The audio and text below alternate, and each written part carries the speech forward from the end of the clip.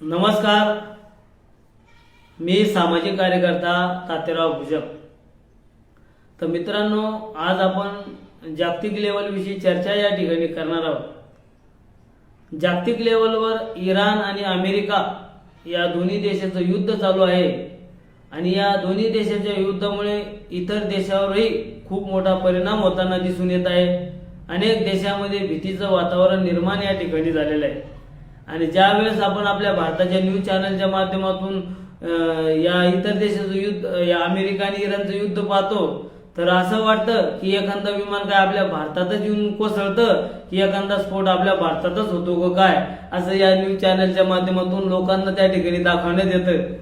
तर असो, हे न्यूज चॅनलचं काम असतं, जो तो आपल्या परीने न्यूज दाखवण्याचं काम या ठिकाणी करतो आणि न्यूज आपल्या भारताचा चौथा आधारस्तंभ असल्यामुळे आपल्याला जागतिक लेवलची माहिती या न्यूज चॅनलच्या माध्यमातूनच कळते।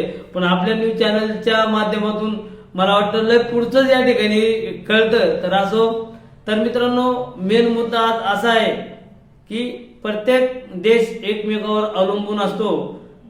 एकाच देशामध्ये सर्वच काही उपलब्ध त्या ठिकाणी नसते, तर प्रत्येक देशातून प्रत्येक देशाची काहीतरी खासियत असते आणि ती गोष्ट आपल्या देशामध्ये आयात निर्यात त्या ठिकाणी केल्या जाते। जसं आता इराणचं आणि अमेरिकेचं युद्ध चालू असताना इराण या देशाकडून अनेक देश कच्चा तेल त्यांच्याकडून आयात त्या ठिकाणी करतात आणि कुठेतरी त्या कच्च्या तेलाला एक कंपनी आपल्या कंपनीच्या माध्यमातून पेट्रोल डिझेल त्या ठिकाणी केलं जातं आणि जागतिक लेवलवर 90% डिझेल पेट्रोलचा वापर त्या ठिकाणी केला जातो। प्रत्येक 4 व्हीलर 2 व्हीलर गाड्यामध्ये डिझेल पेट्रोलचा वापर त्या ठिकाणी केला जातो। अनेक कंपन्यांमध्ये डिझेल पेट्रोलचा वापर त्या ठिकाणी केला जातो। तर कुठेतरी प्रत्येक देशावर आपण अवलंबून असतो। अमेरिका हा एक महासत्ता देश आहे, त्यामुळे प्रत्येक देशाचं काम अमेरिकेसोबतही त्या ठिकाणी पडतं। तर या दोन्ही देशाच्या युद्धामुळे अनेक देशावर याचा परिणाम होताना दिसून येत आहे। आपण आपल्या भारतातच पहा की एक न्यूज चॅनलवर बातमी आली की अमेरिकेने इराण मधल्या खनिज कंपन्यांवर त्या ठिकाणी स्फोट घडवलेला आहे आणि ही बातमी सोशल न्यूज चॅनलवर व्हायरल होताच पेट्रोल पंपावर खूप मोठ्या प्रमाणात गर्दी त्या ठिकाणी वाढलेली आहे। अनेक लोक डिझेल पेट्रोलचा स्टॉक करताना त्या ठिकाणी दिसून येत आहे। अनेक शासकीय लोकांनी या ठिकाणी सांगितले की एक अफवा आहे, आपण डिझेल पेट्रोल भरून स्टॉक करून ठेवणे, हा साठा आपल्याला पुरवठा उपलब्ध आहे, पण तरी लोकांना विश्वास त्या ठिकाणी नाही आणि जो तो त्याच्या परीने डिझेल पेट्रोल स्टॉक करताना दिसून येत आहे। पेट्रोल पंपावर खूप मोठ्या प्रमाणात गर्दी होताना या ठिकाणी दिसून येत आहे। तर असो, जो तो त्याचा विचार त्या ठिकाणी करतो।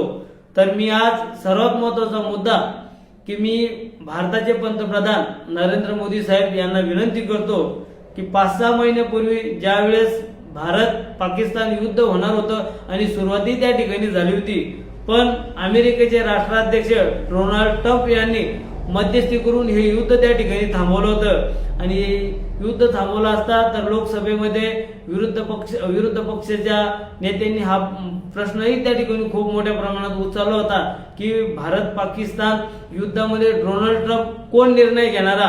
पण असो, एक जागतिक लेवलवर अमेरिकेचा दर्जा मोठा असल्यामुळे हा निर्णय बायचान्स राष्ट्राध्यक्ष डोनाल्ड ट्रम्प यांना योग्य वाटला होता आणि म्हणून त्यांनी भारत पाकिस्तान युद्ध त्या ठिकाणी थांबवले होते। तर आता ही स्थिती अमेरिका आणि इराणमध्ये निर्माण झालेली आहे आणि या दोन्ही देशांमध्ये युद्ध चालू असताना अनेक देशावर याचा परिणाम होताना दिसून येत आहे। तर मी भारताचे पंतप्रधान नरेंद्र मोदी साहेब यांना एक विनंती करतो की कुठेतरी न्यूज चॅनलच्या माध्यमातून कळतं की भारताचा दबदबा जागतिक लेवलवर खूप मोठ्या प्रमाणात वाढलेला आहे। आपले भारताचे पंतप्रधान नरेंद्र मोदी साहेब यांचा जागतिक लेवलवर खूप मोठा दबदबा या ठिकाणी निर्माण झालेला आहे। जसं भारत पाकिस्तानच्या युद्धामध्ये डोनाल्ड ट्रम्प यांनी मध्यस्थी केली होती, तशी आता नरेंद्र मोदी साहेबांनी अमेरिका आणि इराण यांच्यामध्ये चाललेल्या युद्धामध्ये मध्यस्थी या ठिकाणी करावे, जेणेकरून जे इतर देशावर याचा परिणाम होणार आहे हा परिणाम कुठेतरी थांबेल।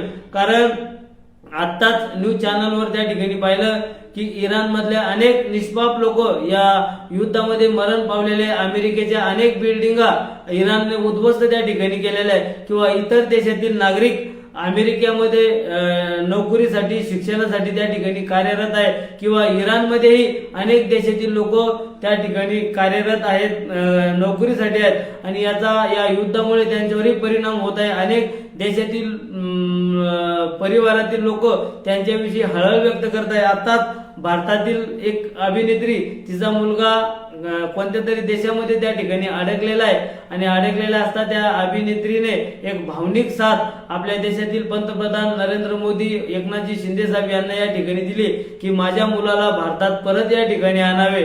त्यानंतर आपले जालन्याचे खासदार कल्याणजी काळे साहेब ही दुबईमध्ये त्या ठिकाणी अटकलेले आहे, कारण विमान प्रवास हा बंद झालेला आहे. हवाई प्रवास हा या युद्धामुळे बंद या ठिकाणी झालेला आहे आणि अनेक प्रवासी त्या ठिकाणी अडकलेले, अनेक देशामध्ये इतर देशातील लोकही त्या ठिकाणी कार्यरत असल्यामुळे त्यांना घरी परत येण्याची एक इच्छा त्यांच्या मनामध्ये निर्माण झालेली आहे. पण कुठेतरी हवाई प्रवास बंद असल्यामुळे लोकांमध्ये किंवा त्यांच्या परिवारामध्ये भीतीचं वातावरण निर्माण झालेलं आहे.